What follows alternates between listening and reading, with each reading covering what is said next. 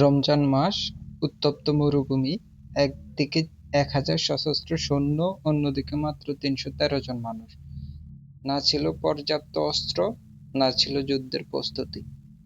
তবুও সেই ছোট দলটি এমন এক বিজয় অর্জন করেছিল যা বদলে দিয়েছে ইসলামের ইতিহাস। আজ আমরা জানব বদরের যুদ্ধের পূর্ণ কাহিনী, যেখানে ঈমান, সাহস আর আল্লাহর সাহায্য এক হয়ে সৃষ্টি করেছিল ইতিহাস। ৬২২ খ্রিস্টাব্দে মুসলমানরা মক্কা ছেড়ে মদিনায় হিজরত করেন। কিন্তু মক্কার কুরাইশরা থেমে থাকেনি। তারা মুসলমানদের সম্পদ দখল করে নেয়। বাণিজ্যিক রাস্তায় মুসলমানদের বিরুদ্ধে ষড়যন্ত্র শুরু হয়। এই সময় খবর আসে এক বিশাল ব্যবসায়িক কাফেলা শ্যাম থেকে ফিরছে। এর নেতৃত্বে ছিলেন আবু সুফিয়ান। মুসলমানরা পরিকল্পনা করেন কাফেলাকে আটকানোর, কিন্তু এটি যুদ্ধের পরিকল্পনা ছিল না। তারা পূর্ণ যুদ্ধের জন্য প্রস্তুত ছিলেন না।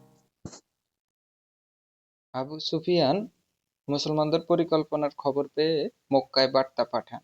মক্কা থেকে প্রায় ১,০০০ সৈন্য রওনা হয়।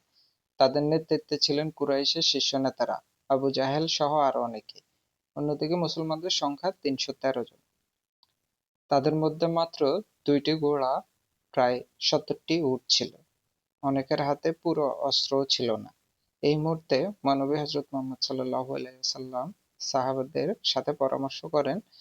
তিনি জোর করে যুদ্ধ চাপিয়ে দেননি, বরং মতামত নেন। সাহাবীরা বলেন, ইয়া রাসূলুল্লাহ, আপনি যদি আমাদের সমুদ্রে ঝাঁপ দিতে বলেন, তবু আমরা প্রস্তুত। এই বাক্য ইতিহাসে অমর হয়ে আছে। রমজান ১৭, যুদ্ধের আগের রাত, নবীজি সাল্লাল্লাহু আলাইহি ওয়াসাল্লাম একটি তাঁবুতে দাঁড়িয়ে দীর্ঘ সময় দোয়া করেন। হে আল্লাহ, যদি এই দলটি ধ্বংস হয়ে যায়, তাহলে পৃথিবীতে তোমার ইবাদত আর থাকবে না।